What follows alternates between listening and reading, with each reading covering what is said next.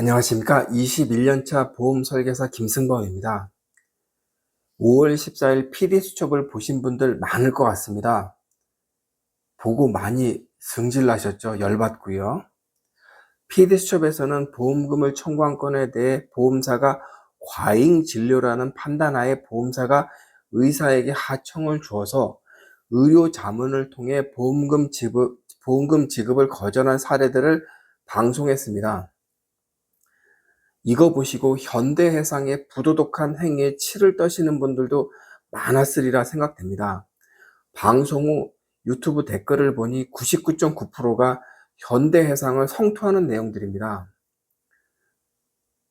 네. 그런데 제 방송에서는 이런 부도덕한 현대해상을 다시 한번 비판하고자 하는 내용은 아니고요.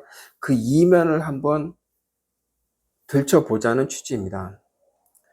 제가 보험 설계사 하다 보니 어느덧 21년이 되었는데 저희 가입 고객들 중 발달장애, 언어장애 환자가 왜 없었겠습니까? 그런데 다 그런 거는 아닙니다. 방송에 나왔던 그분들도 지금부터 설명드리는 그런 사례는 아니라고 저는 봅니다만 문제가 있는 일부 병원들의 상술도 있다는 점 말씀드리고 싶습니다. 영수증 하나 보시죠. 6세 남아입니다. 정형외과에 통원 치료를 받았습니다. 발목을 다쳐서 치료받았나 봅니다. 아니면 손목을 다쳤나? 아니면 좀 어디 어깨를 삐끗했나? 치료 항목도 처치 및 수술료로 나와 있습니다. 16만 원이죠.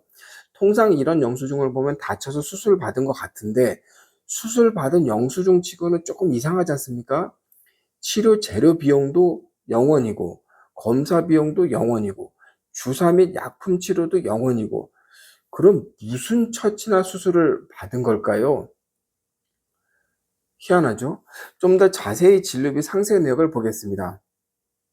네. 언어 치료를 받았군요. 언어 및 기타 행동 발달 치료 비용입니다. 전부 비급여입니다. 비급여는 국민건강보험공단에서 단 10원도, 단 1원도 지급하지 않는 치료입니다. 즉, 국민건강보험공단에서는 관여할 치료가 아니라고 주장합니다.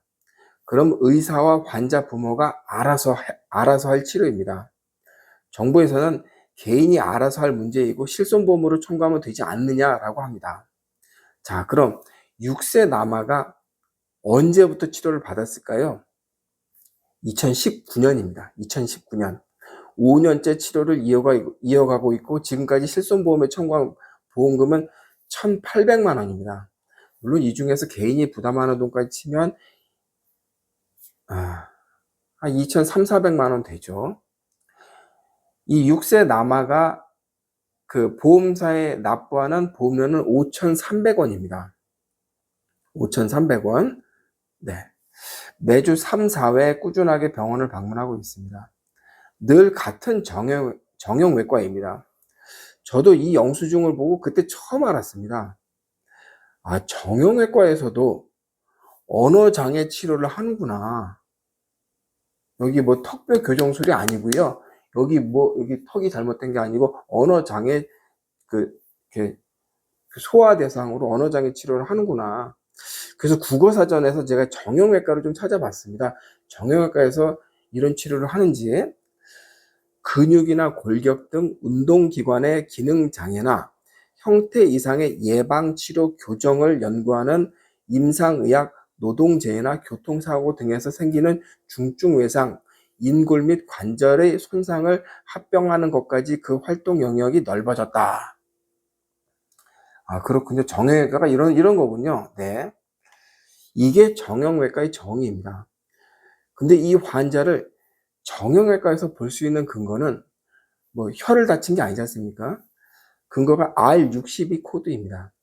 R. PD수첩에서도 계속 R 코드냐, F 코드냐, 이런 게 계속 나오지 않습니까?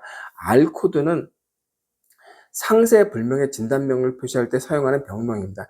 즉, 원인을 알 수 없는 질병인데, 약 5년간 1,000회 정도의 통원 치료를 비급여 치료를 받습니다. 5년간 원인이 모르는 치료를 계속 해왔습니다. 5년 동안 치료했는데도 의사가 원인을 몰라요. 네. 부모님들의 입장은 10분 이해합니다. 아니 100분, 1000분, 10,000분 이해합니다. 안타깝죠. 자녀가 말이 어눌하고 또래에 비해 떨어지는 것 같고 치료를 받으니까 조금씩 낫는 것도 같습니다. 아마 피드수첩에 출연한 부모님들의 치료비는 이 영수증에 나와 있는 6세 남아의 치료비보다 훨씬 높았을 거로 저는 예상합니다.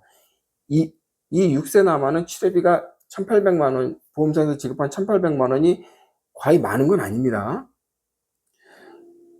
그러니까 피드수첩에 나왔던 방송 출연했던 어떤 어머님은 새벽에 우유 배달까지 했지 않습니까? 네. 여러분, 보험사는 사기업입니다. 네. 네. 공공기관이 아닙니다. 이윤 추구가 목적입니다. 저도 보험 설계사고 저도 돈 벌려고 보험을 판매하고 있고 보험사도 마찬가지입니다. 돈 버는 게 목적이고 주식회사이자 현대해상은 상장회사입니다. 수익을 극대화해서 주주들에게 배당도 해야 됩니다. 그게 목적인 회사입니다. 그러라고 만든 회사인 거고. 네. 보험사에게 보험금을 청구하는 것도 사실 많은 노력이 필요합니다. 내가 한 3천만 원 정도의 보험금을 청구하는데 그것도 실손보험, 진단금 말고요. 진단금은 뭐 간단할 수 있는데 그것도 실손보험으로 이런 영수증만 주는데 군말 없이 잘 줄까? 뭐 의사가 실손보험 청구된다니까 잘 주겠지. 뭐 설마 안 주겠어? 이런 태도는 곤란합니다. 네, 안타깝지만 곤란합니다. 제가 의사도 아닌데 무슨 치료의 적절성 여부를 논하겠습니까? 먼저 이렇게 장기적인 치료가 필요하다면 이에 합당한 병원에서 치료받는 게 합리적입니다. 이런 정형외과 영수증을 1,000회 정도, 1,000번 정도 사용한다면 보험사는 반드시 추후 문제를 삼을 수 있습니다. 만약 이 6세 아이가 서울대학병원 소아청소년과에서 3,000번 정도 통원 치료를 받았다면 전혀 문제가 안 될 겁니다. 물론 지금 이 아이의 그 실손보험금은 정상적으로 잘 지급되고 있습니다. 이 정도 한 1,000번 정도 치료받았고 지금까지 지급된 보험금이 1,800만 원이라면 문제 삼을 보험사도 대한민국에 많습니다. 근데 이 보험사는 그냥 무난하게 주고 있습니다. 지금까지. 그러나 앞으로도 한 5년간 이런 치료했을 때도 무난하게 줄 거라는 거를 장담할 수 없습니다. 네. 그때 가서 억울할 수 있죠. 왜 지금까지 잘 줬는데 앞으로 왜 전에는 잘 줬는데 지금은 안 주냐? 그건 장담할 수 없습니다. 네. 그리고 앞으로도 한 5년 정도, 6년 정도 더 받을 거야? 그때도 잘 줄 거다? 그거 장담할 수 없습니다. 한 1,000번 정도 통원 치료를 해도 낫지 않는다면 치료를 바꿔야 되지 않을까요? 여러분 어떻게 생각하십니까? 그리고 보험사에서 이 치료를 1,000번 정도 받았는데 적절한 치료로 보겠습니까? 제가 부모라면 병원을 좀 바꿔보겠습니다. 냉정하셔야 됩니다. 보험사를 공공기관이나 동사무소로 생각하시면 곤란합니다. 보험사는 조금이라도 과잉 진료다 싶으면 태클을 걸어옵니다. 이게 당연한 것이 보험사입니다. 이런 장기간이고 대형 보험금이 지급되는 치료는 반드시 보험 설계사와 상의해서 청구하시기를 간곡하게 추천드립니다. 내가 앱을 깔아가지고 이거 뭐 영수증하고 상세 내역서만 올리면 바로바로 나오니까 너무 편해. 설계사랑 그게 잘못된 겁니다. 또 한 가지 사례가 있습니다. 저희 가입자는 아닌데 한화손해보험을 상대로 민원을 내겠다고 저한테 상담을 해온 분인데 무슨 내용이냐고 제가 물어보니 부인이 40대 후반인데 뇌졸중 환자입니다. 절반, 그러니까 왼쪽을 잘 사용을 못하세요. 참으로 안타깝습니다. 정말 안타깝습니다. 젊으신 분인데. 그런데 재활의학과에 장기 입원하면서 일이 벌어진 건데 도수치료를 아주 많이 받게 된 겁니다. 2세대 실손보험은 동일질병 치료를 1년에 180회까지 가능한데 이 도수치료를 3년간 2억 정도 받은 겁니다. 그걸 청구하니 보험사에서 어떻게 했습니까? 처음 1억은 청구했을 때는 조사 후 바로 지급을 해줬다고 합니다. 그것도 대단합니다. 네. 근데 그 후 다시 이분이 그때그때 청구하는 게 아니라 모아서 청구를 한 겁니다. 그래서 다시 1억 원을 청구했는데 여기서 문제가 생긴 겁니다. 보험사에서 의료 자문을 했습니다. 의료 자문을. 그리고 보험사에서는, 하나손해보험에서는 과잉 진료를 지적했다고 합니다. 너무 많은 치료를 받았다. 그러니까 여기까지는 지급하는데 앞으로 도수치료를 그만하라고 했다고 합니다. 이때 저한테 전화와서 하나손해보험 상대로 민원을 내고 싶은데 어떻게 생각하냐 해서 제가 그만두라고 했습니다. 도수치료를 3년간 거의 매일 받았는데 효과가 없다면 이 병은 도수치료가 아니라 시간과 환자의 노력이 더 중요하지 않을까 합니다라고 제가 이야기했습니다. 그 배우자분, 그 환자 보호자한테. 보험사 입장도 조금만 이해해 주자라고 했습니다. 그래도 지금껏 도수치료를 받은 보험금이 거의 2억인데, 그래서 남편분도 민원을 제출하지 않았습니다. 그리고 치료를 도수치료가 아닌 의료보험에서 적용받는 재활치료, 물리치료로 바꿨습니다. 그 이후 보험사로부터 더 이상 과잉진료에 대한 논란은 없었습니다. 지금도 잘 재활치료를 받고 있습니다. 그래서 설계사와의 상의 후 청구하는 게 중요하다는 말씀 좀 드립니다. 보험사와의 분쟁은 어제 오늘의 문제가 아닙니다. 오늘도 PD수첩에서 이렇게 방송을 해도, 아니 매주 해도, 아니 매일 시간대마다 방송을 해도 의료 자문은 계속될 겁니다. 보험사의 의료 자문은 계속될 겁니다. 이걸 막는 길은 보험사와 보험 소비자 간의 문제를 넘겨서는 곤란합니다. 국민건강보험의 보장성을 확대해야 됩니다. 그리고 비급여 진료도 적절성 여부를 건강보험심사평가원에서 해줘야 합니다. 만약 국민건강보험에서 보장하는 진료를 1000회 받았는데 그래도 낫지 않는다면 국민건강보험에서 공단에서 치료의 적절성 여부를 판단하지 않겠습니까? 그냥 뭐 1000번 받던, 2000번 받던, 10,000번 받던 건강보험공단에서 그냥 두겠습니까? 의사한테 뭐라고 하겠죠. 네. 당연히 하죠. 국민건강보험은 국민 세금, 건강보험료를 운영을 하는 거지 않습니까? 근데 의사가 건강보험에서 보장한다 해가지고 이 환자를 한 10,000번 해가지고 10억 정도 그 건강보험공단에 청구한다 그러면 건강보험공단에서 주겠습니까? 검토하겠죠. 치료의 적절성 여부를 검토하겠죠. 의사가 과잉 진료를 한다면 아마 건강보험공단에서 그럴 겁니다. 한 1000번, 2000번 정도 치료를 건강보험공단 그 급여로 했다 그러면 의사 보고 그러겠죠. 이제 좀 고마해라. 마임고 따이가. 하면서 태클을 걸겠죠. 그런데 단지 비급여 진료니까 환자와 실손보험사가 알아서 할 문제라고 뒷짐지고 빼고 있습니다. 발달장애 아이 중 실손보험 가입자가 100%는 아닙니다. 그럼 발달장애 아이의 병원비는 1억이든 2억이든 국가는 나 몰라라 할 겁니까? 그러고서는 뭐 저출산 문제 뭐 어쩌고, 아이고. 발달장애도 국민건강보험 의료보험이 됩니다. 그러나 이런 병원에서는 장기간 치료를 위해서는 비급여 치료를 선호합니다. 비급여 치료를 3년, 4년, 5년, 6년, 7년 이렇게 치료를 계속 하고 싶죠. 네. 비급여 치료를 선호합니다. 그렇다면 국민건강보험공단에서 치료의 적절성 여부와 급여 확대를 검토해야 합니다. 앞으로 이 문제는 의사는 뒤로 쏙 빠지고 보험사와 국민 간의 대결 구도로 아주 흥미진진하게 정부는 쳐다만 볼 겁니다. 의사는 뒷짐지고. 네. 이거 아주 재밌네. 우리와는 관계없잖아. 뭐 의사와 환자가 합의해서 하는 건데. 아주 잘하는 짓이죠. 아주 잘합니다. 네. 재밌죠? 보험사랑 국민하고 싸우니까 건강보험공단은 재밌을 겁니다. 재밌죠? 네.